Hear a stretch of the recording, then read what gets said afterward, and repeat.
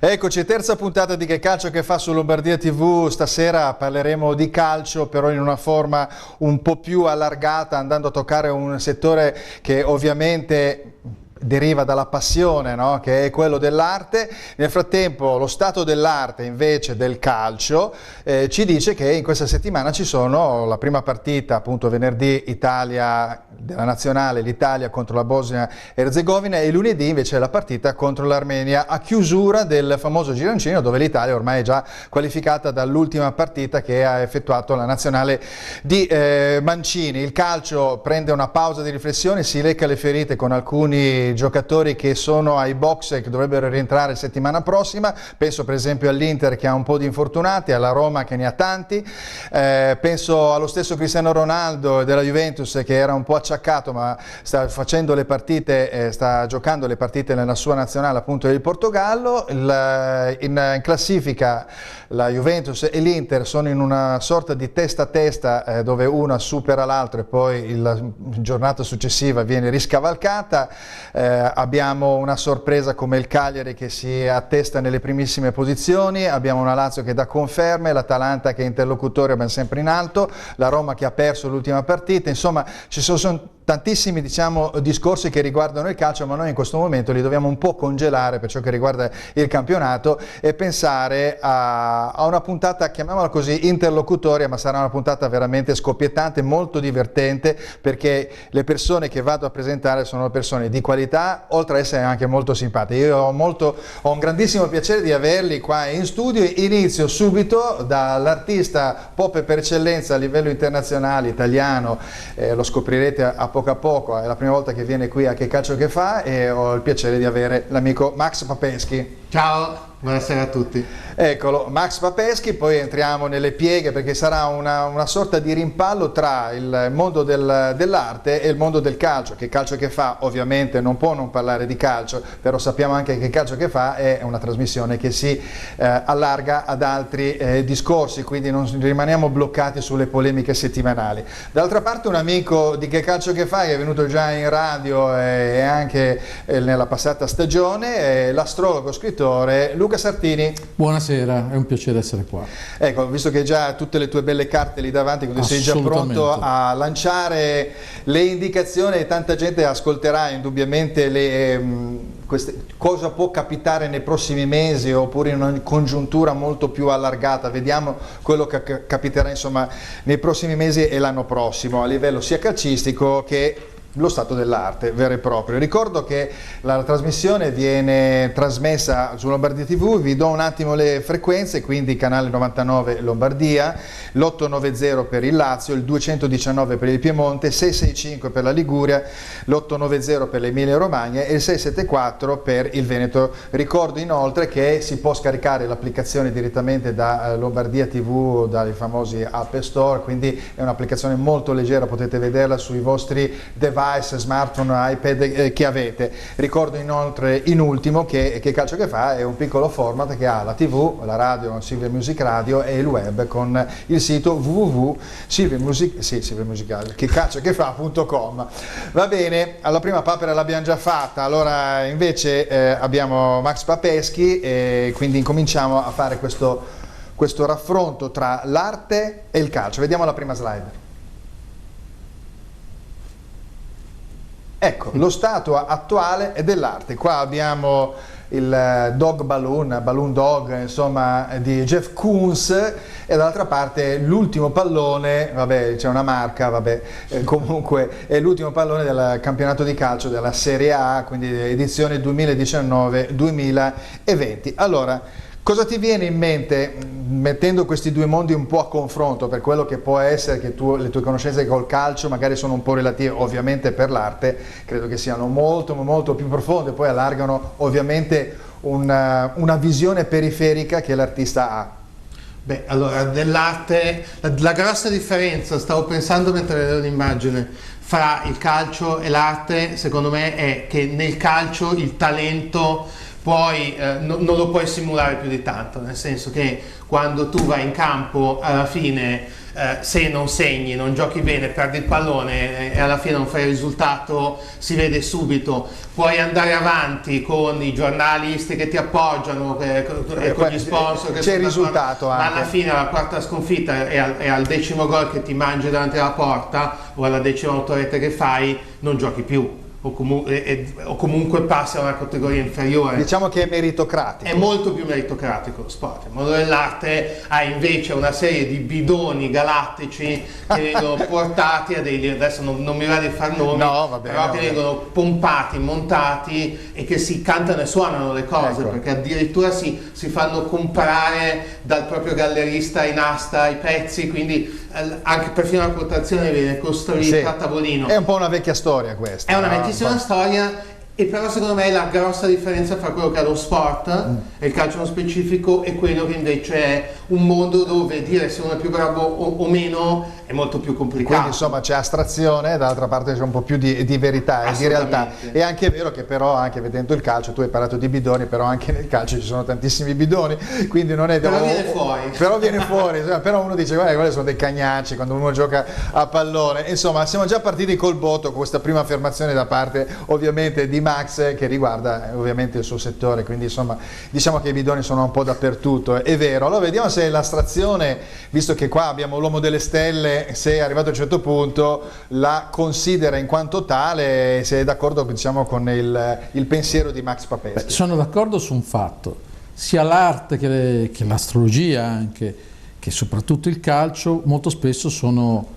parlati con i piedi e non con la testa, quindi tante volte è vero che ci sono dei bidoni e che questi bidoni riescono a vendere o a far vedere quello che non c'è, però sia i procuratori che i galleristi che anche le stesse riviste di settore dell'astrologia fanno in fondo quello che noi non consideriamo importante ma che è fondamentale. Siamo tutti dentro un grande calderone della comunicazione. Dove ci porterà? Non lo so. Però sta a noi capire se quello che noi vediamo ci emoziona oppure no. Questo è il primo punto, l'emozione, quell'onda che ci arriva. Questo è quando leggiamo un articolo di astrologia, quando vediamo un giocatore che fa una giocata a prescindere dalla maglia geniale, o quando un artista ci riporta forse a contatto con la nostra natura. Diciamo che è un criterio giustamente da seguire, quello dell'emozione, della passione in generale, sì. Però l'emozione veramente è qualcosa che ti colpisce dal profondo. Quindi, però ecco, vorrei anche, senza andare nel contemporaneo, ma magari nel passato, sapere da voi due, visto che siete tu artista, ma anche Luca lo è in una sua serie diciamo di quadri che produce, sapere qual è un bidone del passato, quale può essere un bidone del passato che è stato diciamo ma anche importante, che però è stato stimato, è stato pompato in una maniera incredibile. Se non volete dirmelo subito, ci dovete ragionare, lo possiamo anche dire più avanti, o avete già la risposta. C'è Max che già sorride, che ce ne avrebbe già una sulla punta della lingua. No, dipende da cosa intendi per passato. Fino a un certo momento diciamo storico, che potrebbe essere morto oppure di un momento storico che adesso bidoni non ce n'erano, no. C'è stato un periodo storico in cui tu comunque, se facevi lo scultore, dovevi saper scolpire, potevi avere ragazzi di bottega e tutto, però il lavoro si vedeva. Diciamo che da Duchamp in poi che cambia tutto, cambia le regole, per cui a quel punto Duchamp non lo è, ma ha aperto la strada a dei potenziali bidoni. Sì, e da lì ovviamente, poi hanno cambiato completamente la logica. Una serie di artisti veramente overrated che si sono creati grazie al fatto che è stato messo un cesso in una galleria che ha rotto tutto, perché certo. A quel punto il messaggio è diventato, nel momento che entra in una galleria diventa opera d'arte. Certo. Che sarebbe come cosa può entrare dopo, da quel momento lì cosa può entrare? Che se io metto mia nonna in un campo da calcio non diventa una calciatrice, no. Questa è la grossissima differenza. Fino ad allora secondo me non ci sono stati bidoni. Quindi da allora, ok. Secondo me è da lì. Da lì, però non me l'hai detto il nome, vabbè, ci ragionerai. Ma Luca? Io invece penso che sia stato il momento in cui una certa cattiva politica e un certo modo di ragionare sulla pittura, cioè i pittori della domenica, quelli che hanno un posto fisso e dipingono così, potendo pagare il critico, potendo pagare la galleria. Ecco, lì è stata veramente la tragedia, la rivoluzione in basso, e ce ne sono tantissimi di esempi. Un esempio eclatante era la sorella di Tremonti, che fa scultrice, che ha fatto delle cose che sono, secondo me, tragiche, ma devo dire tantissimi. Cioè, Beh, tu quindi parli quindi di una categoria, una fascia ben precisa. Direi quindi... che la colpa vera è in parte degli artisti che si sono fidati di critici e galleristi incapaci, perché trovi il gallerista che fa la fittacamere e che mette tin tin tin tin, il chiodino e il quadrettino, e poi anche di critici che sono quelli che fanno i saggi della domenica mattina, che vengono dalle università e che non capiscono praticamente niente di arte, e quindi cosa vuoi che producano in più? Ok, allora giustamente avete detto che l'emozione può unire un po' tutti i vari settori, le varie passioni del calcio, dell'astrologia e dell'arte. Max dice che il bidone indubbiamente nell'arte si vede, nel calcio un po' meno, e quindi in teoria non ci sono dei grossissimi punti di contatto, anche se qualche punto di contatto ci può anche essere. Vediamo la seconda slide e vediamo invece quali possono essere le similitudini invece tra arte e calcio. Come vedete qua ci sono due campioni dei due settori, da una parte abbiamo Salvatore Dalì e dall'altra parte abbiamo invece Johan Cruyff, che secondo me è stato uno dei più grandi, se non quasi il più grande, vabbè, dipende poi dopo indubbiamente dai gusti. Tra i due personaggi, ma comunque altri personaggi che sono legati quindi sia all'arte che al calcio, trovate delle similitudini? C'è il fatto di essere l'artista del calcio, del pallone, l'artista nella vita e quindi a tutto tondo, può essere in qualche modo uniformato da un concetto, diciamo, di collegamento? Beh, secondo me è interessante questa idea, perché a quel punto parliamo di vere star, cioè, cioè dove l'artista o il calciatore diventa una stella, un brand. A quel punto va oltre il gioco, va oltre il campo ed entra in quello che sono le leggende. E quindi se vuoi Dalì e Cruyff sono due leggende che vanno al di là del quadro, al di là. Hanno fatto il brand. Sì, diventa un brand, ma diventa una leggenda. La leggenda è un altro. O qualcosa oltre. È un altro sport, secondo me. Luca, quindi in qualche modo è vero, effettivamente, specie poi nell'arte, no? Uno deve essere molto identificato, appunto perché, come dici tu, c'è uno zoccolo duro di una marea di gente che è di minor livello, sì. E quindi è giusto essere identificati, sì, e quindi il brand di se stessi. Sicuramente sì, c'è anche da dire che qui lo sfondo è astrologico, cioè Salvatore Dalì è un toro e Johan Cruyff era comunque, aveva i pianeti in Cancro e in Bilancia, cioè un genio assoluto. Questo lo dico semplicemente perché tantissimi casi pongono al centro un modo di intendere il proprio lavoro. Credo che i più grandi siano quelli che non ne fanno un lavoro ma un modo di essere, sì. E Dalì e Cruyff, Gullit, Van Basten e tanti altri, Rivera, non vengono considerati secondo me dei calciatori, ma dei fuoriclasse perché sono il calcio, come lo erano Maradona, Pelé, Corso. Un modo di vivere, un modo, sì, di essere, un modo di apparire stilisticamente sul, sì, campo di calcio. Con loro si spegne un'epoca, non puoi riprodurre un Rivera, come non puoi riprodurre Klein o che ne so io, Paolo Uccello, non puoi. Ok, bene, allora questo abbiamo trovato quindi i punti di non contatto e i punti invece di contatto, in qualche modo, come vedete, ci possono anche essere. Vediamo invece una cosa che noi di Che Calcio Day fa, ma tutti gli estimatori ovviamente degli appassionati di calcio vogliono sapere, questo calcio che cambia molto anche a livello proprio tecnico, tattico, la situazione del campionato del calcio italiano in generale rispetto a tutti gli altri campionati. Vediamo la slide successiva, cosa ti dice? Arte e calcio, quale futuro? Come vedete io mi sbizzarrisco, poi ho preso un po' spunto ovviamente dalla perizia, non posso raggiungere i grandissimi livelli del maestro Max Papeschi. Qua però abbiamo una opera d'arte, vero? Damien Hirst con il famoso Shark di 5 metri dentro la formalina, dall'altra parte invece abbiamo, io l'ho messo, che è l'elemento più rappresentativo del nostro campionato di calcio, ovvero sia il CR7, dentro sempre una di queste teche di formalina. Quindi sono due elementi artistici da questo punto di vista. Allora, quindi quale futuro un po' per l'arte? È chiaro che è un discorso molto difficile riuscire a portare sia il proprio pensiero sia per l'una che per l'altra cosa, però vediamo se c'è uno slancio. Tu prima, quando venivamo qua, mi parlavi un po' di quelli che potrebbero essere gli sviluppi nel prossimo decennio anche a livello sociale, perché dopo questo va ovviamente a interagire con le nostre passioni.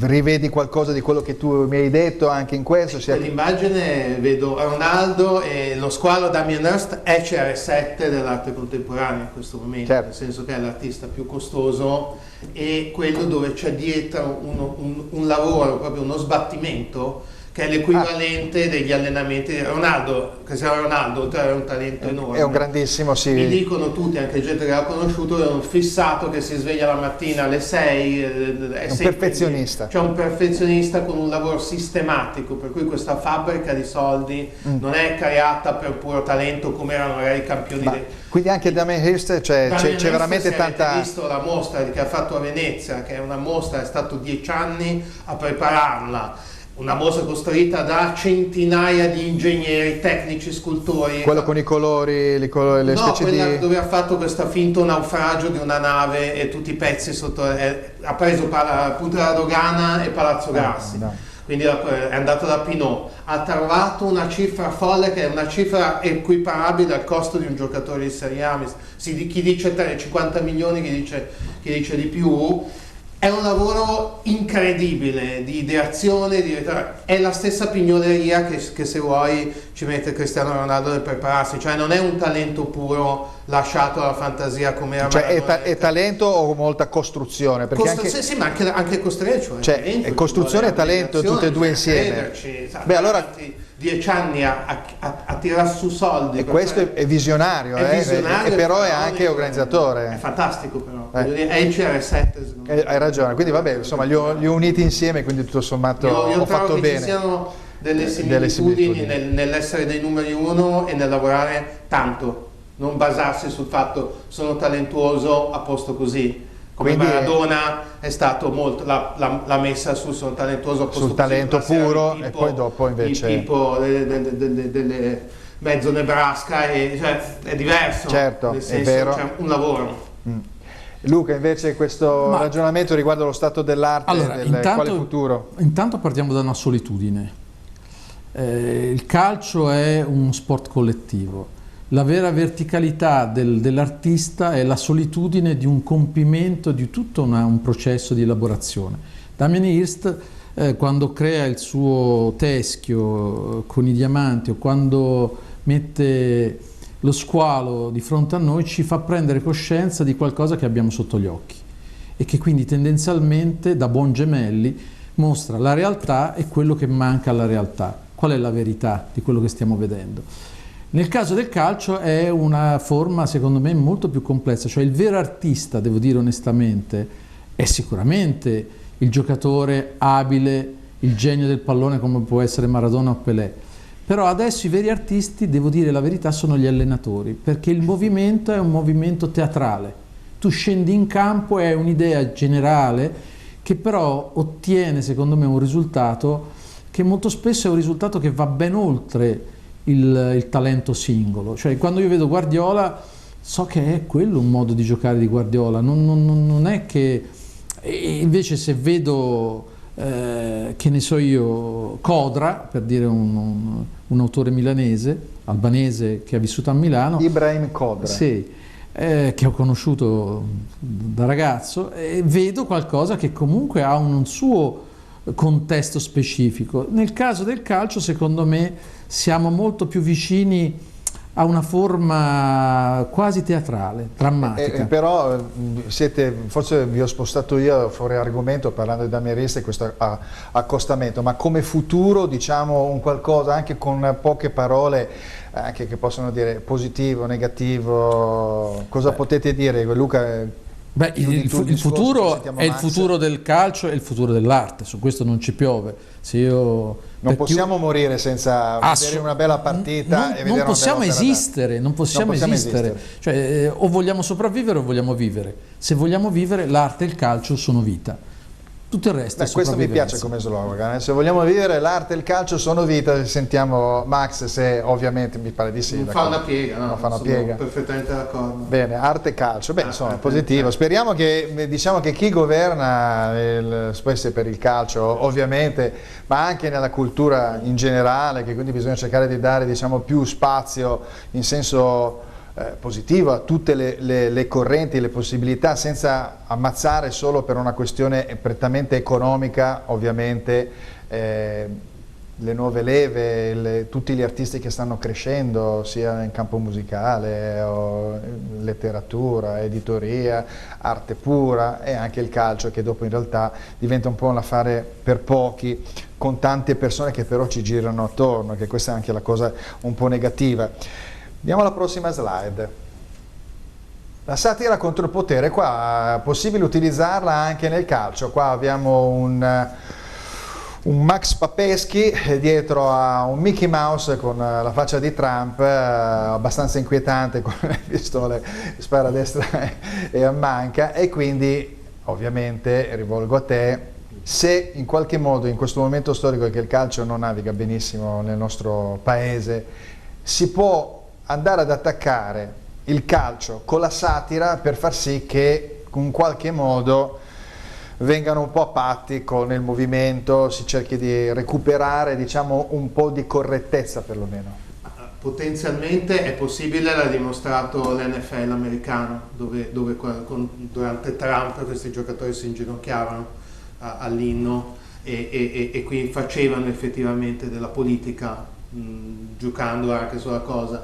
Nel calcio, allo stato attuale delle cose, io non l'ho ancora visto fare, almeno non recentemente. Potenzialmente si potrebbe fare, nel senso, tu immaginati due squadre che si mettono d'accordo per protestare per qualcosa, sì, al fischio d'inizio stanno ferme, o fanno, cioè potenzialmente si fa. Non rischiano, hanno paura, non rischiano, quindi. Non te lo so dire, non so, forse le multe sono tali, girano talmente tanti soldi. Questo io non te lo so dire. Certo, l'NFL girano delle cifre anche molto più alte. Un quarterback adesso, quello dei Patriots, non mi viene il nome, però che ha vinto il Super Bowl 2 anni fa, Tom Brady, prende penso come Cristiano Ronaldo, se non di più, quindi, però nell'NFL l'ho visto succedere questa cosa di fare politica, se vogliamo, attiva. Non l'ho visto succedere nel calcio, se non per esempio Balotelli, che tira la palla in tribuna. Adesso poi, prendendo nello specifico lui con tutto il suo storico, diventa gli toglie un po' di credibilità. Se l'avesse fatto un giocatore magari un po' più serio, avrebbe potuto essere effettivamente spaccare di più la situazione. Chiaro che se te lo fa uno che è noto per tirare motorini in acqua o fare altre cose, diventa un attimo più, però in effetti sì, cioè potrebbe sul discorso essere del razzismo, e quindi in qualche modo chi gestisce il potere del calcio potrebbe quindi cambiare qualcosa, ci potrebbe lavorare.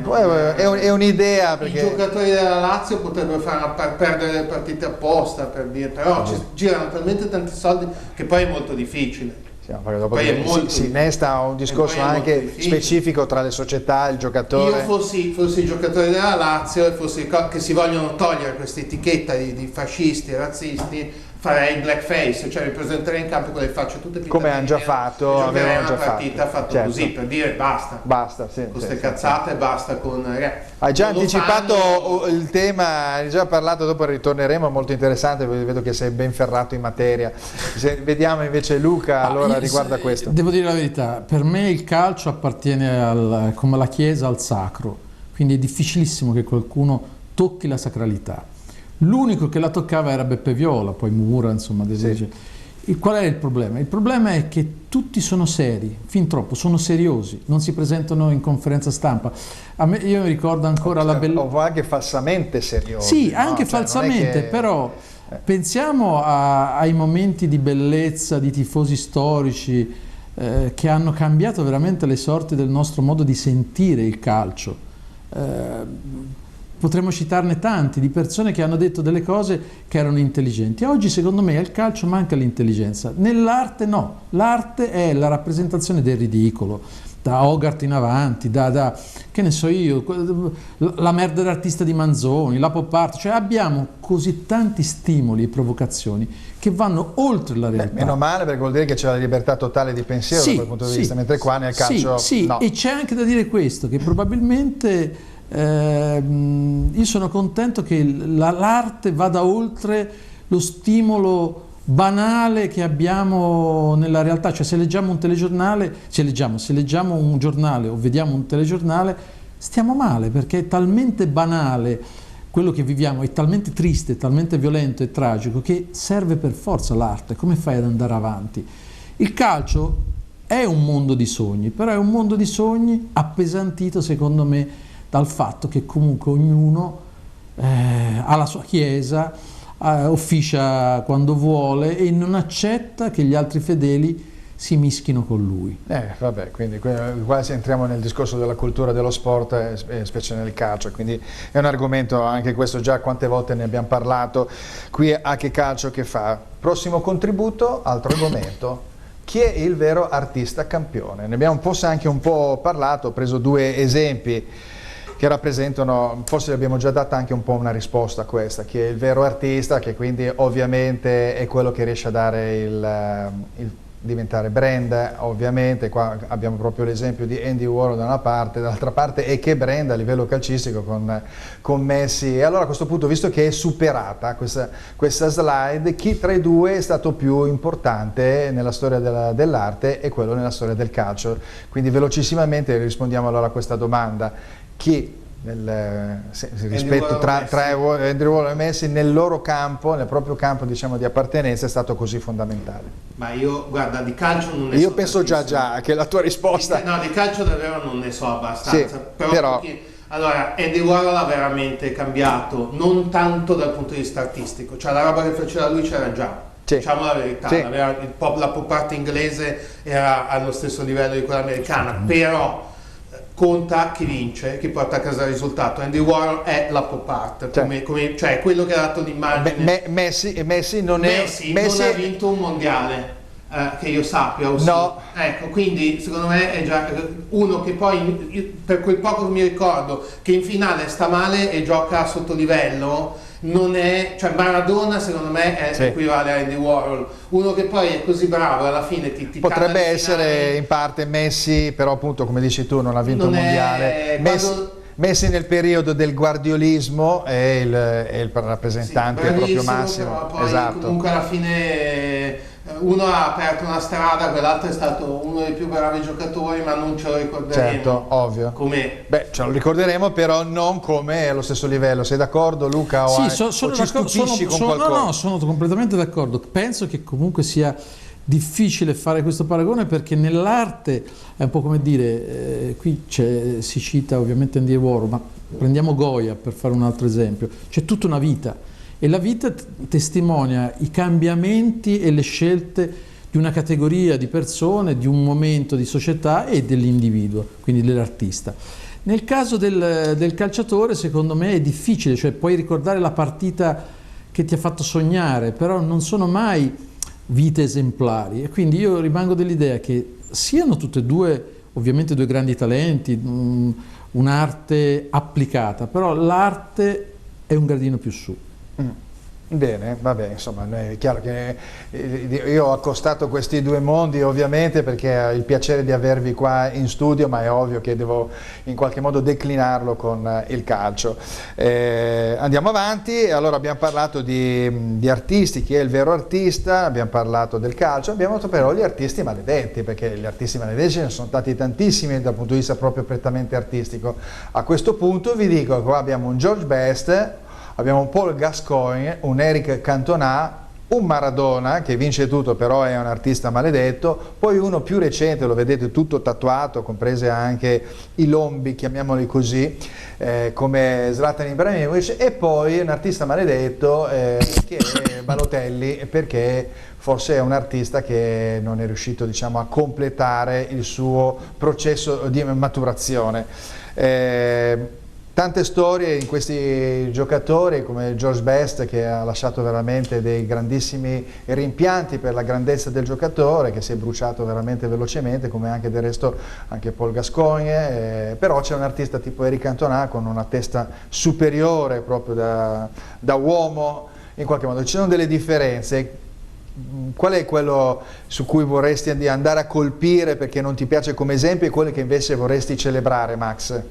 Guarda, ti ho già detto, di calcio ho una cultura, No, però, ho vabbè. un'infarinatura. George Best hanno già fatto un film, Sì. secondo me è molto molto molto interessante. Sì. Forse io vengo da un passato da regista, da storyteller, Certo. Gascogne. Gascogne. Cioè questo rapporto con l'alcol, questo talento sprecato e questa fine semifine, perché è ancora vivo, credo. Sì, Però mi ricordo purtroppo. che a un certo punto era finito al semibarbonaggio. Sì. Secondo me è molto più interessante. Altri tipo Balotelli è semplicemente talento sprecato. Sì. Ibrahimovic neanche, è No, soltanto però invece antipatico. guadagna la cosa Cioè, divertente, questo lo devo dire, non so se avete letto un suo tweet, ringrazia la federazione americana, ringrazia Los Angeles dove lui è andato a giocare, dice volevate Zlatan ve l'ho portato, cioè parla in terza persona, no? Cioè volevate Zlatan ve l'ho portato e dico e poi dopo alla fine vi ringrazio voi che lo volevate, a tutto il pubblico, adesso andate a vedervi il baseball, come per dire io me ne ritorno in Europa, e quindi questa è una portata mediatica. Sì, mediaticamente forte, però è proprio antipatico, cioè non credo neanche che i tifosi quando giocava poi cambiando casacca una volta l'anno non lo porti nel cuore. Maradona a Napoli ancora è adesso, un'icona, certo. gli fanno i murales dopo anni, per esempio Maradona secondo me è un altro interessantissimo. Certo. E poi di tutta quella scarrellata che ho visto era quello che il talento sia nato per un periodo breve. Parlavamo prima di mondiali, Maradona un mondiale l'ha vinto da solo, certo, prendendo la palla a metà campo 2 o 3 volte, segnando di mano, nel senso a quel punto diventi e ha portato cosa. Comunque anche nel 90 l'ha portato in finale, poi hanno perso con la Germania. Sì. Luca invece io penso che il caso più grande sia quello di Cassano, perché Cassano è stato veramente lo spreco. Nell'arte il darsi è naturale, dalla Merini a chiunque altro. Nel calcio è più difficile, perché comunque consideriamo sempre, come Balotelli, come Cassano, per fare due esempi banali, persone che comunque hanno veramente inciso poco rispetto a quello che potevano dare. E Maradona, che è un po' il capostipite di tutto, in realtà non pippava certo per giocare meglio a calcio, perché pippava per vizio, per piacere. Beh, ma tutti lì dentro, se tu rivedi, non so, anche George Best era il famoso quinto Beatle, quindi è arrivato a un certo punto, aveva un'epopea dietro di sé, con donne, glamour, bere, una vita non da atleta, e quindi questo è un peccato. Però ovviamente tutti questi atleti, bene o male, sono rovinati dai soldi, da delle situazioni, diciamo, che li hanno spostati da quello che era la centralità della loro attività calcistica. Insomma, sai, no? c'è da dire anche questo, che spesso e volentieri noi ci dimentichiamo che comunque l'artista sente la pressione della vita. Non faresti arte se fossi completamente soddisfatto di quello che hai. Allora, tante volte troviamo delle modalità strane, so, Vermeer fa pochi quadri, altri artisti decidono di incidere in una maniera o nell'altra, però in realtà è sempre un modo per asciugare, per arrivare alla fine dei loro problemi, quindi per capire qualcosa in più.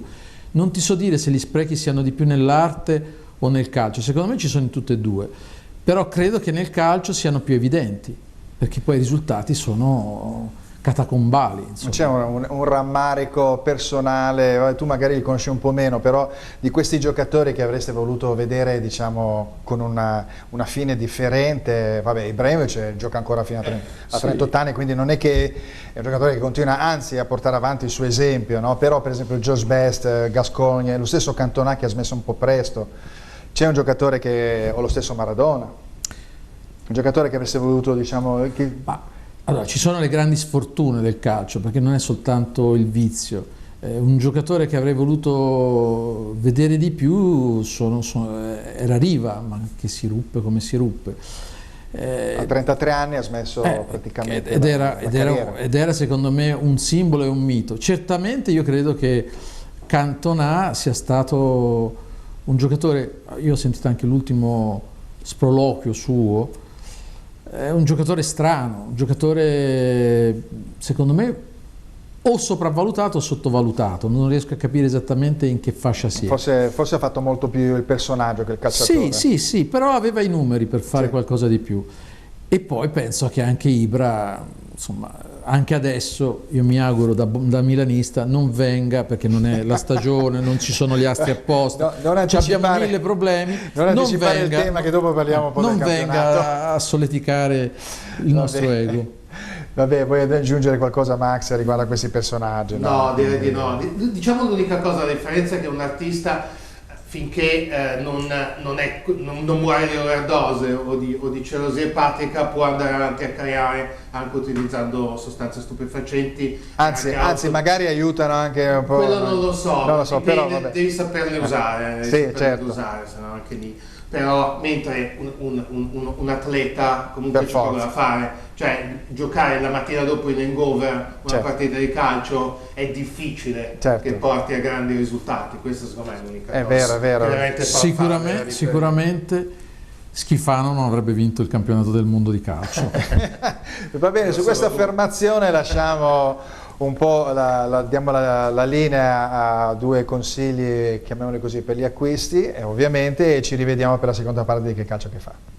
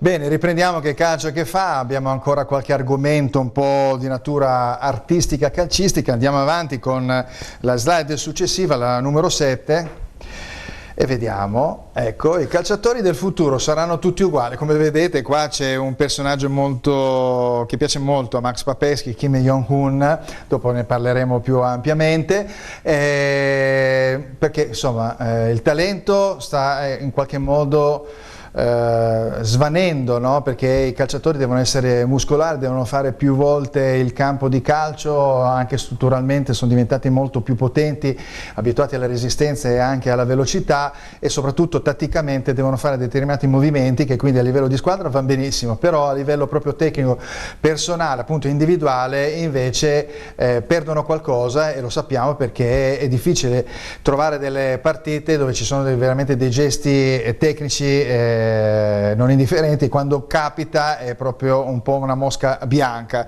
Mi rivolgo a Luca da questo punto di vista per ciò che riguarda appunto la fisicità di questo calcio muscolare che sta in qualche modo svoltando, no? Già da un po' di tempo, dopo il guardiolismo, no? Che indubbiamente c'era sia fisicità perché dovevi comunque correre, però una squadra altamente dotata da un punto di vista tecnico, e anche la Spagna ovviamente di quel periodo.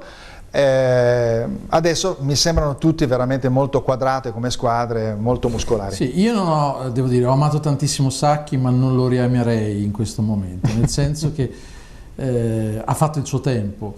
Quando vedo Bernardeschi conciato com'è, un po' mi preoccupo. Spiegami cosa vuol dire conciato per te in questo caso. È come avesse preso gli anabolizzanti, è una specie di tacchino, di gallo. Però tecnicamente è bravo, rispetto alla media. È bravo, però io me lo ricordo da ragazzo, mi sembrava quello che avrebbe fatto la differenza. Quando vedo Barella, che tutto sommato è gracilino, non è particolarmente, ma che fa delle cose bellissime, mi entusiasmo perché credo che la muscolarità, la dedizione siano importanti per asciugare, nel senso che non devi essere troppo narciso.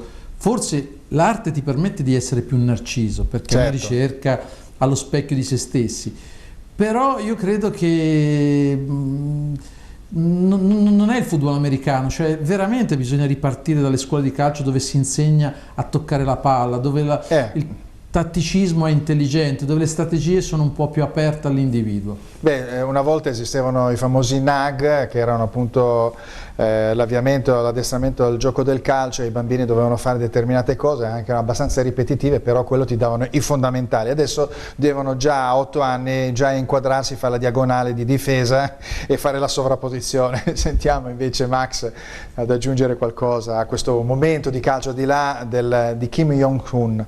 Io lo dico a livello appunto da artista, non me ne intendo, non lo guardo neanche più da tanti anni il calcio, quindi sì, non so quanto sia così, spero proprio di no, perché se c'è una cosa che mi ricordo quando da ragazzino seguivo il calcio era proprio l'individualità, cioè che a proposito di storytelling tu hai bisogno del grande giocatore che fa le grandi giocate, che si improvvisa delle cose. Se diventa una roba da PlayStation, da PlayStation di una volta, sì, molto dove più i giocatori basico, valgono tutte la stessa cosa, rischia di diventare veramente noioso. Cioè io credo che a livello di spettacolarità, io sono andato allo stadio negli anni 80, diciamo, e mi ricordo, cioè arrivava l'Udinese con Zico e tu guardai Zico, veniva la Juve con Platini, cioè c'erano, adesso non mi ricordo tutti, ma c'era proprio degli scarti. Però perdonami, mi vai a prendere proprio quel periodo con l'apertura degli stranieri,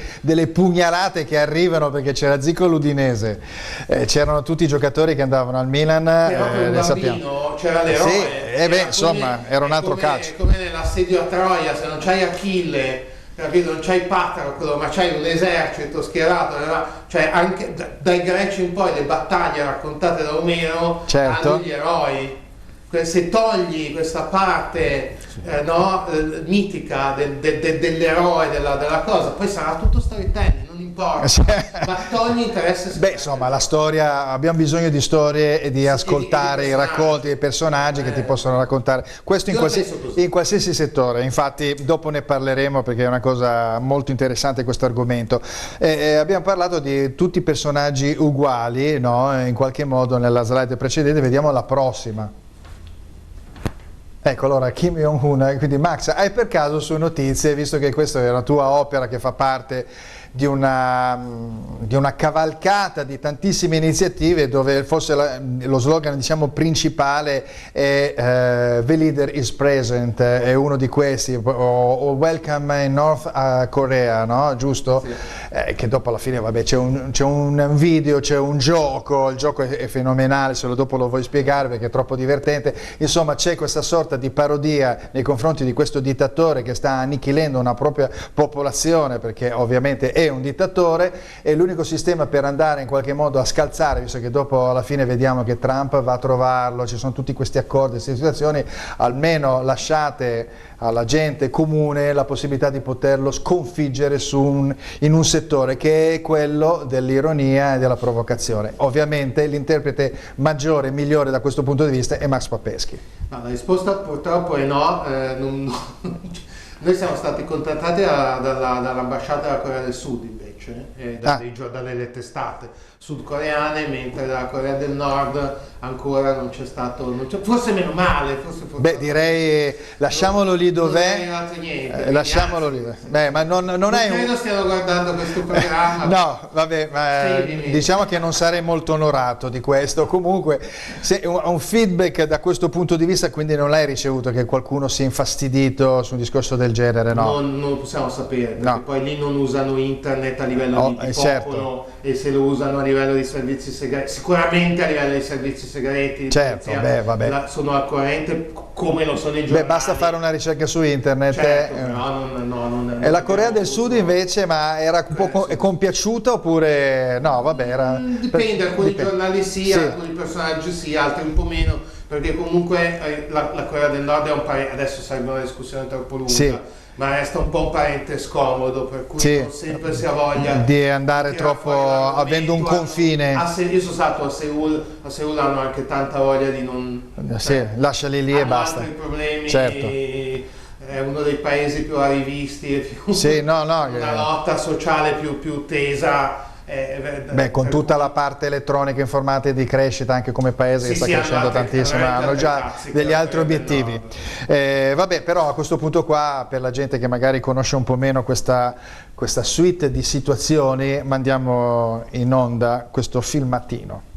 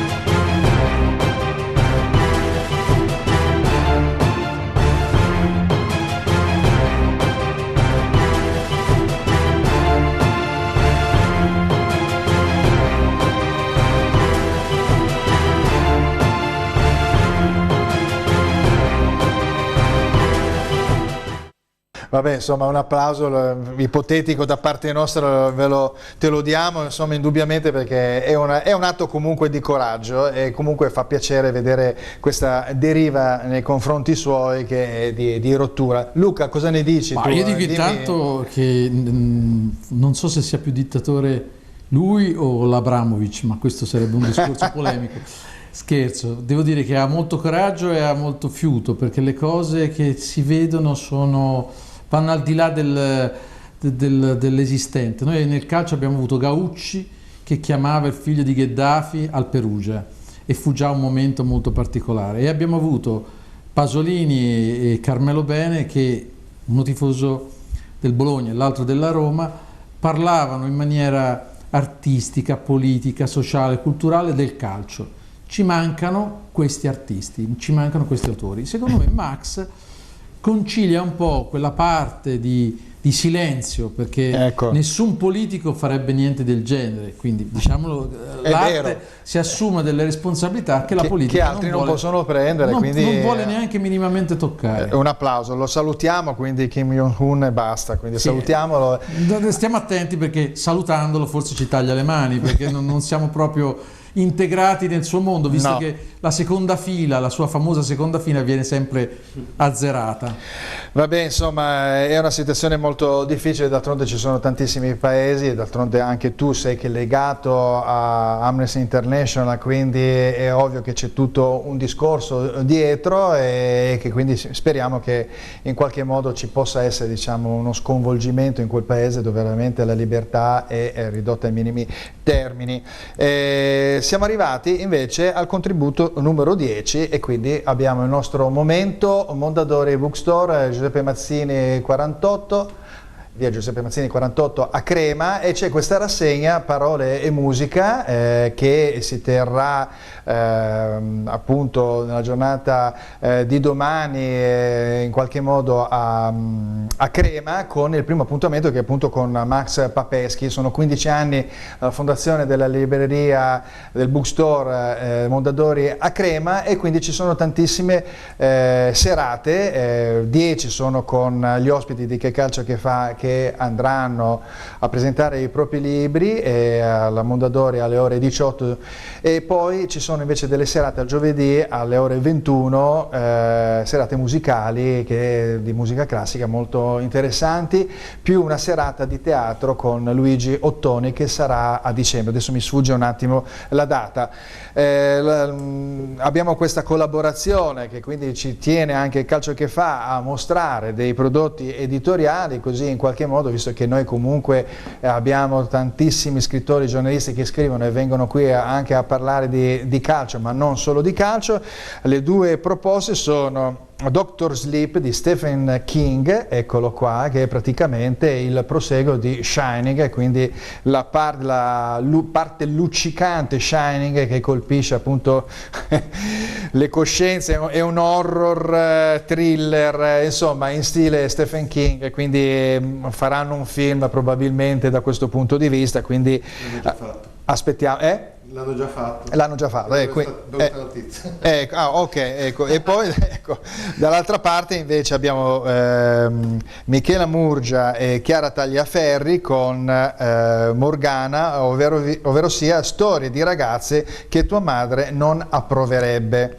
Viene fuori da una trasmissione che va credo in Rai e vengono effettuati dei podcast e sono 10 storie di personaggi della storia femminile, quindi c'è Caterina da Siena, Moana Pozzi, accostamenti incredibili, Grace Jones, le sorelle Bronte, poi c'è la Moira Orfei, vedo se la Marina Abramovic anche in questo caso, c'è insomma e via via Shirley Temple, grandissima bambina attrice prodigio, Vivian Westwood, insomma tantissime cose viste come conquista sociale e come personaggi che in qualche modo hanno regalato quell'avanzamento in più verso la massima considerazione del genere femminile che molte volte invece deve faticare, e quindi c'è un bellissimo racconto, sono tante storie dentro questa storia diciamo più completa e globale di Michela Murgia e Chiara Tagliaferri.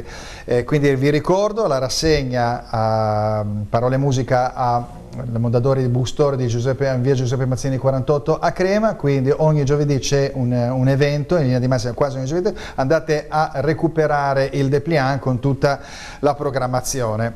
Bene, andiamo avanti, adesso forse incominciamo a entrare un po', abbandoniamo un po' l'arte, entriamo un po' più verso il calcio, anche se magari è un po' più preoccupato il nostro Max Papeschi, però Max Papeschi non si smentisce mai, perché è il momento del Dream Team. Sapete che domando sempre agli ospiti quali possono essere gli 11 della vita, gli 11 giocatori che in qualche modo vi possono aver entusiasmato. Qua abbiamo questi grandissimi campioni e quindi non chiedo a Max se li riesce a riconoscere, perché non so se potrebbe essere un errore. Vabbè. Quasi tutti. Allora, vogliamo ridirli? Allora, dai, da sinistra. Ronaldo, quello sopra no, Mateus, Maradona, Van Basten, Messi, Pelé, Cruyff, Rivera, Baggio e Cristiano Ronaldo, giusto? Ecco, vabbè, conosciuti quasi tutti. Quindi non è vero, quindi tu sempre, perché hai una visione periferica, te l'ho detto, quindi l'occhio di riguardo comunque c'è da questo punto di vista. Allora, partiamo col tuo, perché è in linea ovviamente il tuo 11 con il tuo modo di ragionare. Io ho fatto una squadra per lo spettacolo cinematografica, sì, non ho pensato a una squadra che vincesse, ma una squadra con un sacco di elementi rognosi e anche che da mettere in un cast cinematografico. In porto ho messo Higuita. Quindi grande spettacolo. Che era veramente spettacolo, e poi uno che si prendeva i gol per fare spettacolo e show, quindi diciamo uno che si butta in avanti per colpire con il pallone su un tiro in porta. Le uscite fantastiche. Poi ho messo Gentile perché è uno dei ricordi d'infanzia, la sua marcatura su Maradona. Zico, Maradona. È un picchiatore, quindi sì, divertente. Contraltare Maldini, che invece è una persona seria, perché secondo me ci deve essere sempre un personaggio che antagonista. Però devi anche un po' difendere in squadra, assolutamente, no? Baresi ovviamente un poco spettacolare ma molto efficace. Stam, perché secondo me è visivamente sto gigante pelato, si spaventavano già, vichingo che funziona. Al centrocampo ho arretrato Cantona per gli stessi motivi, perché appunto un personaggio sufficientemente interessante, sì, insieme a Gullit, per avere un po' di folklore. Che poi Gullit in carriera, alla fine di carriera, giocò a centrocampo, quindi non aveva più sulla faccia. Ovviamente era dietro le punte Maradona, che sì, ne abbiamo già parlato, quindi inutile. Ecco, adesso mi preoccupa il trio davanti. I due talenti sprecati contemporanei, che sono Cassano e Balotelli. Eccola due persone che potevano fare tanto ma non l'hanno fatto, e di punto ho messo una persona che invece si è sbattuto ma non era veramente in grado, che è Luther Bliss, che però ha dato nome a un movimento letterario, certo, Luther Blissett e quindi in Italia Luther Blissett ormai è considerato un collettivo artistico più che un ex calciatore, ovviamente, e secondo me rimane molto interessante un calciatore che diventa famoso per altri motivi. Ho dimenticato Gascoigne. Vabbè, Gascoigne, vabbè, lo metti come prima riserva. Con la prima riserva devo dire la verità che è quella, diciamo, più poco convenzionale. Ovviamente il tuo 11 alla fine dell'anno, quando tutti gli ospiti sono 35 puntate, saranno una settantina di ospiti, credo che tu sarai al primo posto, credo, per originalità ovviamente. Poi ci sono ovviamente delle scelte da parte degli vari ospiti un po' particolari, quindi staremo a vedere se anche Luca Sartini in qualche modo si è avvicinato all'originalità oppure è stato un tradizionalista. No, completamente la follia, però io ho unito sia la parte artistica che la parte del calciatore. Io ho messo in porta Buffon e Botero, poi ho messo Kroll e Edvard Munch, Cassano e Magritte. Aspetta, ragioniamo. Cassano e Magritte. Sì, perché Cassano in fondo è il giocatore che tutte le volte racconta la sua vita, però non è una pippa, ma non è neanche una pipa. Quindi è insomma, ovviamente a Magritte gli hai dato il valore, sì, bravo, bravino, no, però non... come dire, purtroppo la realtà è che Magritte ha dimostrato di essere un fuoriclasse. Però l'avevano molto criticato, diventato, all'epoca l'avevano molto criticato. Sì, questo certamente, però Cassano, che aveva tutto per poter diventare un fuoriclasse, forse è diventato la pipa di Magritte. Poi Chiarugi e Balla, perché Chiarugi impazziva come la forza di Balla, che era elettrica, folle, schizzata. Rocca è un ricordo da bambino e metterei Andy Warhol, perché comunque anche Andy Warhol ha avuto una vita di corsa. Sì, e soprattutto molto faticosa, molto faticata. Poi amo troppo poi scusami, Andy Warhol aveva i brand, no, sappiamo benissimo, e Rocca veniva chiamato Kawasaki, quindi era un buon brand anche da quel punto di vista. Però devo dire che ogni tanto Andy Warhol correva più veloce di Kawasaki. Certo. Poi, vabbè, Frankie Rijkaard, perché per me è De Pisis, cioè era una natura morta viva, nel senso che quando lo vedevo giocare, a me ha riempito sempre la vita. Poi metterei Telemaco Signorini insieme a Rivera, perché in un quadrettino così Telemaco Signorini faceva vedere il mondo della luce. Rivera lo stesso. Io quando l'ho visto giocare, purtroppo ero piccolo. Era la luce. Era la luce. La luce e l'eleganza. L'eleganza applicata al calcio. Sì, assolutamente. Poi ho messo Corso e Ensor, perché Corso, pur essendo interista, però mi faceva divertire. Ma non è mica un problema essere interisti. No, tutt'altro, anzi direi che essere interisti in questo momento mi piace. Non molto. Allargarti ad altro. Sì, vabbè. Poi ho messo Van Basten e Leon Battista Alberti, perché Van Basten era l'architettura del gioco del calcio. Quel gol che lui fece agli europei, non so, vale la Cappella c'è anche fisica e balistica lì, quindi sì, non è solo architettura. Assolutamente, però è l'architrave del mondo del calcio. Poi io ho messo, e qui sono irrispettoso, ho messo Da Vinci e Barella, perché a me piace Barella, mi piace proprio tanto. E in fondo ho messo uno che non mi piace tantissimo, però ogni tanto finalizza, che è Mimmo Paladino. Finalizza anche troppo per i miei gusti. E ovviamente Riva, che per me è sempre stato il mito assoluto dell'attaccante generoso, si è visto anche con la sua carriera che si è interrotta con quei gravissimi infortuni, che forse adesso magari potevano essere, diciamo, in qualche modo erano delle rotture di malleoli, forse adesso magari avrebbe potuto giocare ancora, no? Dopo infortuni di questo tipo. All'epoca invece andavi proprio... C'è da dire però che Riva ha rappresentato la follia della bellezza, cioè io non ho mai visto un giocatore, forse Atley, un altro pazzo, che metteva la testa, la gamba, il piede, tutto. Non aveva paura di niente, di nessuno. Nel calcio adesso sono un po' fighetti, c'hanno però è anche vero che è un calcio con scontri maggiori, Sì. È anche vero che c'è più contatto fisico. Parlando appunto di calcio di adesso, hai parlato di Barella, Barella è diventato un nazionale al posto praticamente già fisso e vediamo infatti il momento della nazionale, quindi riusciremo a risalire in questo momento storico, che è una nazionale che ha centrato l'obiettivo. Molti dicono ma tanto col girone che che aveva l'Italia. Io sono andato a vedere tutti i vari gironi, devo dire la verità che gli altri gironi sono più o meno allo stesso livello, e quindi anzi noi abbiamo dovuto fare delle partite in più perché le squadre erano 6, quindi insomma alla fine non puoi mai sapere, le partite le devi sempre comunque vincere. L'Italia le ha vinte tutte, quindi direi che questo è già una nota di merito dopo lo tsunami disastroso a livello calcistico che è venuto fuori chiaramente con il campionato la mancata qualificazione al campionato del mondo del 2018. Sentiamo Max come movimento, anche se lo percepisci in qualche modo, la nazionale comunque sta riprendendo questo corso e quindi ti sembra che si abbia intrapreso indubbiamente una buona traiettoria? Faccio fatica perché guardavo la foto e ho conosciuto credo un giocatore, Chiellini, sì, che in questo momento è ai box, quella è la foto dell'anno scorso. Cioè quindi ho veramente un grosso problema. L'allenatore Mancini. Okay. Basta. Mi auguro ovviamente un po' di giovani che ci siano, però veramente faccio un dato tecnico sull'Italia. Ok, va bene, però fuori dalle mie possibilità. Va bene, allora sentiamo invece Luca riguardo alla nazionale. Roberto Mancini è un Sagittario Acquario, quindi tendenzialmente ha la strada spianata, nel senso che è un'autostrada. Devo dire che a me piace solo una cosa, che ha preso il culo di Sacchi, nel senso che oltre ad essere bravo e aver fatto una bella nazionale ha anche una grande dose di fortuna che non sempre l'ha ripagato. In questo momento secondo me... Vabbè, su questo sono un po'...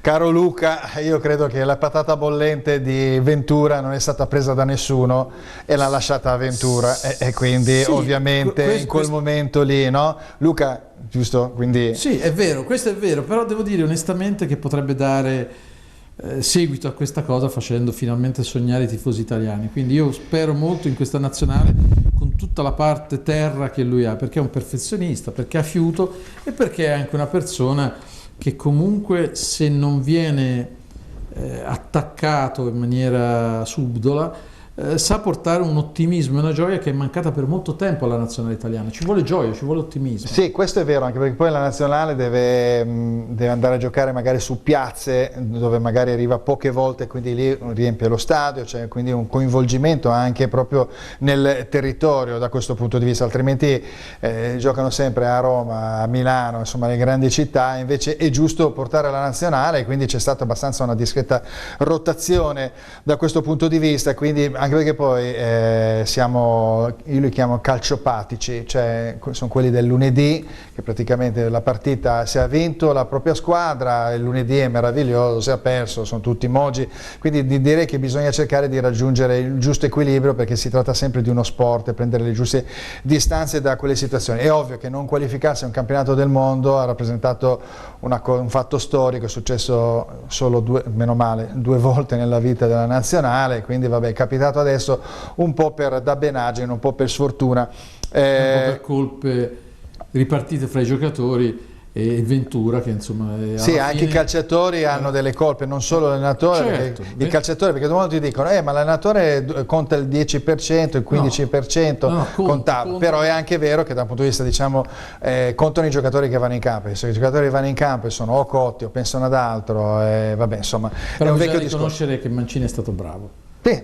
Ventura ha dimostrato i suoi limiti, ora sta ripartendo, sta facendo un buon campionato, però credo che alla fine, se fosse stato onesto con se stesso, doveva dire vado via, e invece ha pensato un po' alla saccoccia, al denaro. Bene, allora, vabbè, queste sono vedi Max, le fragilità dell'uomo, come si vede, vedevamo prima dei vari personaggi, sia del calcio. Ventura è cinematograficamente parlando è più interessante di tanti altri, cioè, il primo allenatore che fa uscire la nazionale è un personaggio tragico, perché quel poco che io quando la nazionale è uscita sono andato su Wikipedia a vedere chi cazzo è Ventura e questo non aveva fatto niente di prestigioso prima, quindi è un personaggio buttato lì perché forse nessun altro voleva farlo o perché, cioè, dal punto di vista drammaturgico uno che non ha mai combinato, che viene buttato tu hai sempre comunque la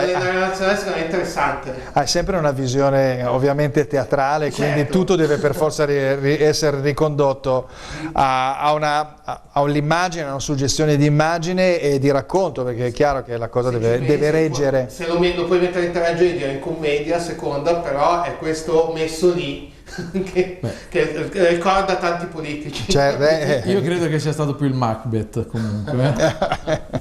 Va bene, allora adesso ci caliamo un po' più nelle realtà, diciamo, del calcio, e quindi andiamo a vedere la classifica della Serie A.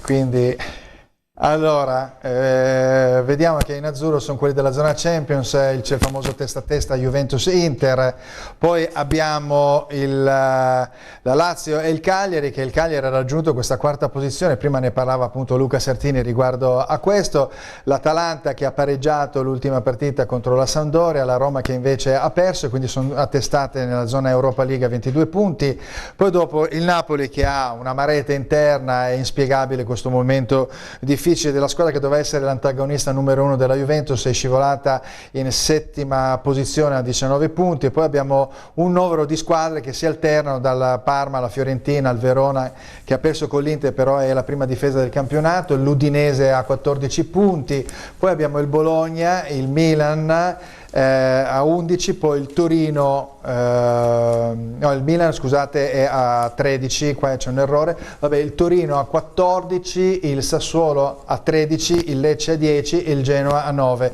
La Sampdoria è sempre a 9, ma per la virtù probabilmente della differenza reti, e nel trio che in questo momento scenderebbe in Serie B con la Spal a 8 e il Brescia a 7, insomma si sta allungando, diciamo, la classifica da questo punto di vista, e quindi riguardo per esempio anche ad altri campionati come per esempio il campionato francese, il Paris Saint-Germain ha già credo 7-8 punti, non parliamo poi di quello inglese dove il Liverpool ha credo 9 punti di vantaggio sulla seconda, visto che ha battuto appunto il Manchester City, e in realtà la seconda è il Leicester, e poi invece per esempio nel campionato tedesco, nel campionato spagnolo c'è invece un discreto gruppo di squadre che nell'arco di 6 punti, ce ne sono 9, 10, insomma, quindi è ancora tutto un po' da decidere, anche se ovviamente Bayern per la Germania e Real Madrid e il Barcellona per la Spagna rappresentano chiaramente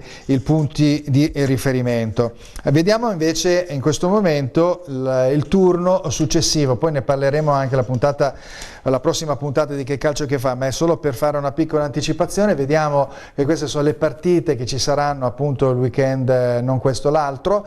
Atalanta-Juventus, quindi una partita importante, Milan-Napoli con il Milan che deve in qualche modo risalire, è una partita molto difficile, Torino-Inter dove l'Inter comunque incontra il Torino che è una squadra ostica a casa sua, la Roma e il Brescia, due squadre che per opposti motivi sono un po' deluse. Lecce, Cagliari e Sassuolo Lazio sono similari, diciamo, come squadre, perché il Cagliari e la Lazio sono a 24 punti, incontrano comunque fuori casa due squadre molto difficili. La Spal e il Genoa è un po', probabilmente potrebbe essere un pareggio perché si prendono un punticino e salgono. 12 punti invece ce l'ha il Bologna contro il Parma 17, e poi le ultime due che sono abbastanza normali, Hellas Verona e Fiorentina che sono più o meno sullo stesso livello di punteggio, e la Sampdoria e l'Udinese che hanno bisogno comunque di far punti. Domando a Luca, tra queste partite, se hai visto il tabellone, vuoi che te lo rimandi? Sì, il tabellone? Fuori, che... Allora vediamo il tabellone, quindi il tabellone quindi riporta appunto Atalanta-Juventus, Milan-Napoli, quindi se lo vuoi vedere, quindi qual è sicuramente la partita che vorresti vedere, diciamo, in qualche modo? Invece di vedere Milan-Napoli guarderei Atalanta-Juventus, perché credo che sia la prova del 9 di tutta una serie di accorgimenti, perché Sarri, che è un Capricorno, e la Juve, che è uno Scorpione, stanno facendo un grandissimo campionato, con anche delle pause importanti. Il Milan è nella tragedia, nel senso che la tragedia, siamo arrivati a questo punto, ma... Allora, noi a dicembre cambierà la fortuna, andrà nelle mani del Capricorno. Qua finalmente abbiamo i due appunto, la Capricorni, spiegazione astrologica di Luca voglio Sartini. dire, Allora, sentite. aveva più fortune il Milan e ha venduto tutte le sue fortune. Quali erano le fortune? E le fortune che aveva in casa un buon attaccante Capricorno che è stato mandato in Inghilterra. Aveva la fortuna di poter scegliere degli allenatori di un certo tipo e invece nel marasma più totale, questo è il Milan societario, ha bancato la società, preso due che sono secondo me due pesci fuor d'acqua, perché Boban è una bilancia e Maldini è un cancro in crisi, quindi non sanno fare quel lavoro lì e li hanno presi, come dire, di facciata. Hanno scelto due allenatori, uno che è più bravo come allenatore che è Giampaolo, che è stato cacciato, e hanno preso Pioli, poverino, che però è un allenatore poverino, no, è un allenatore medio, ecco, sì, magari ma mediocre no. Allora, ma c'è da dire questo, in questo momento per far rinascere il Milan ci volevano delle scelte chiare che non ci sono, dei giocatori che secondo me mancano perché è stato fatto con non so, hanno preso alcuni giocatori e anche la scelta stessa di Ibra mi fa tremare le gambe, perché Ibra è nel momento della caduta, nel senso del momento della pensione. No, poi non hai, cioè, effettivamente Ibra è un giocatore che può anche risolvere qualcosa, però devi fare, a parte un personaggio ingombrante, ma devi fargli una squadra un po' attorno, a metà campionato è un po' difficile, e poi dopo comunque a fine campionato cosa fai con Ibra? Non solo, da chioccia? Ma poi c'è un discorso che Ibra, buona bilancia, è nel momento in cui sta pendendo, è vero che è un fuoriclasse, meraviglioso, giocatore fortissimo, tutto quello che vogliamo, però è come se volessimo puntare i nostri ultimi soldi su Cassano. Cassano ha finito di giocare, continuerà a fare però qua c'è una differenza da un punto di mi rivolgo a Max, insomma Cassano è uno che non voleva tanto allenarsi, Ibra ha un fisico ancora notevole, quindi credo che la differenza è anche questa, la testa. Per dare un minimo di segnale ai tifosi, un po' alla pancia dei tifosi, dico, ti riporto il gigante. Esatto. Cioè, secondo me è un'operazione non è tanto tecnica, ma per far vedere qualcosa stiamo facendo. È una cura palliativa. Sei talmente una merda, qualcosa stiamo facendo. Piuttosto, chi non è che riesce a prendere Cristiano Ronaldo alla Juve, no. Prendiamo. Qual è il meno? Sì, quello che può abbastanza avvicinarmi, anche perché poi comunque lo devi pagare. Qualche gol lo devi anche pagare. Sì, io domando. Ma sì. io mi metto nei panni del fondo Iliot pensando che hai detto sì va bene, hai lasciato che si facesse tutta la porcata che è stata fatta, che adesso quando meglio non parlarne. E ti sei preso la responsabilità di comprare e rivendere una squadra e ogni anno ti cala di valore ulteriormente. Io spero solo quindi il progetto che viene un po' a mancare in senso generale. Scusa Luca. No, io spero solo in Caldara, insomma nei segni di terra, che qualcuno metta, perché anche il nostro capitano sta avendo delle notevoli amnesie, quindi anche Romagnoli, che comunque è un Capricorno, però sta dimostrando di non essere così maturo. Forse l'aggiunta di qualche tocco importante potrebbe dare, però un tifoso milanista non può stare mesi e mesi a parlare di Correa piuttosto che ne so io, cioè chi compriamo?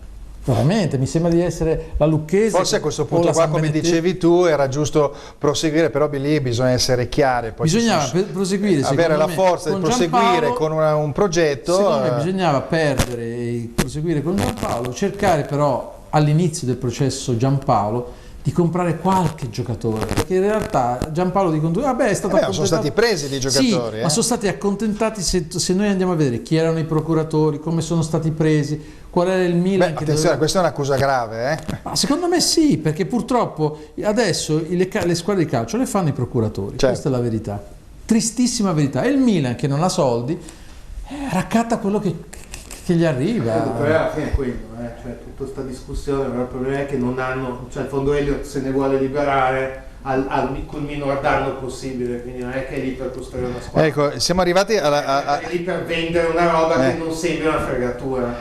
Siamo arrivati alla fine della trasmissione, però prima di congedarci vorrei sapere da tutte e due brevemente qual è un consiglio da dare, diciamo, a un tifoso milanista, voi lo siete, in qualche modo per cercare di scollinare questo momento, perché di soldi mancano, vengono fatti comprati degli acquisti, fatti degli acquisti che non sono di altissimo livello, la società sembra un po' impazzita perché non riesce a prendere una decisione, oppure prende delle decisioni differenti. I giocatori sono quelli che sono, alla fine chi ci perde è il tifoso che sta alla base. Quindi una parola di conforto, ecco, per un tifoso milanista, ve la sentite di dare, Max?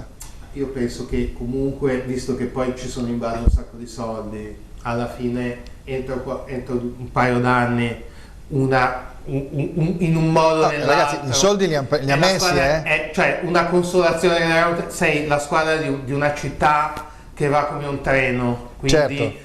Anche per una questione di brand, secondo me questa situazione alla fine dell'anno la dovranno risolvere in un modo o nell'altro. Okay. Secondo me proprio ne faccio una questione di calcio, me ne intendo poco, però, ma di quello che è una questione di organizzazione, economia, secondo me c'è da tenere duro quest'anno, sicuramente l'anno prossimo non sarà granché, ma poi la luce fuori dal tunnel si vedrà. E comunque bisogna un po' saper aspettare questo momento. Adesso è il momento di comprarsi l'ultimo modello di PlayStation, ecco, il prossimo anno sapersi accontentare. Fare il Milan non so se si può fare il calciomercato alla PlayStation, ma ai miei tempi si poteva fare compra Luca, brevemente. Ma io dico semplicemente che ci sono dei giocatori che piacciono a un'idea di milanismo, anche Benasser, insomma ce ne sono alcuni, Calabria, c'è sicuramente il nostro portiere, però il problema non è tanto i giocatori bravini. Io da milanista non cambierei squadra, ovviamente, anche se mio figlio già sta cedendo, e però direi da milanista gli ultimi soldini scommetteteli sulla vittoria del campionato dell'Inter. E l'altra cosa direi, guardate, spostando l'attenzione, guardate, una parola di fiducia, e la fiducia stai ammazzando il milanista, no, gli dai anche la vittoria. Guardate ogni tanto anche la Juve che gioca bene, poi tutto il resto è opinabile. Il Milan, come dire, è un colore. Noi dobbiamo veramente andare a vedere il Milan alla Max Papeschi, cioè ci guardiamo la bellezza delle maglie rossonere, l'erba del campo. Vabbè, questo direi che questa è proprio speriamo semplicemente una bella immagine, che nessuno pensi a un Milan vincente. Non siamo da retrocessione, ma non vinceremo perché nulla. L'errore allora su questa immagine per finire, assolutamente, che farei io a questo punto per come è la situazione, prendere un allenatore donna, perché sposterei l'attenzione su un altro fatto interessante, mediatico, è un momento che porta visibilità, perché anche i maschilisti per urlarle contro. Vabbè. E mi finirei il campionato così. Allora direi che questa abbiamo però Conti che ha delle belle gambe. È l'ennesima provocazione ovviamente di Max Papeschi. No, ho capito. Non so se il tifoso medio milanista sarebbe d'accordo, dopo uno tsunami che ha avuto in questi anni, manca anche solo c'è un tifoso che sarebbe d'accordo, Berlusconi. Va bene, allora siamo arrivati alla fine della trasmissione, quindi noi sapevo che sarebbe stata una puntata molto particolare e anche molto divertente. Abbiamo un momento invece di serietà, che è il momento della beneficenza, perché noi abbiamo questa nostra idea, seguire la campagna Conosci Frederick, che è per la ricerca e la cura della tassiera di Frederick. L'associazione è www.per-altoemma.it. Io ogni volta dico sempre l'Iban, poi se qualcuno vuole quindi collaborare e contribuire è questo. IBAN IT 63 QD4 030 6909 6061 000 001 33 443 ogni giorno per EMA, perché non bisogna mai dimenticare questa associazione, mi raccomando. Poi in ultimo abbiamo la slide sempre di riassunto di Che Calcio Che Fa, in TV venerdì alle ore 21, sabato alle ore 18 viene emessa la replica sempre su Lombardia TV, in radio lunedì alle ore 17 alle 19 su cvmusicradio.it, una delle prime radio web d'Italia, e poi sul web qualche piccola informazione notiziola su checalciochefa.com. Siamo arrivati alla fine e quindi ovviamente io ringrazio Max Papeschi. Grazie mille, è stato molto divertente. Bene, sono molto contento e ringrazio ormai un abitué Luca Sartini con le sue elucubrazioni, speriamo anche molto positive e astrologiche. A Max e grazie a te. Va bene, grazie. Ovviamente. Grazie, noi ci vediamo, ricordiamo poi comunque di seguire la rassegna al Bookstore Mondadori di Crema per chi è della zona, e noi ci vediamo ovviamente venerdì prossimo con Che Calcio Che Fa.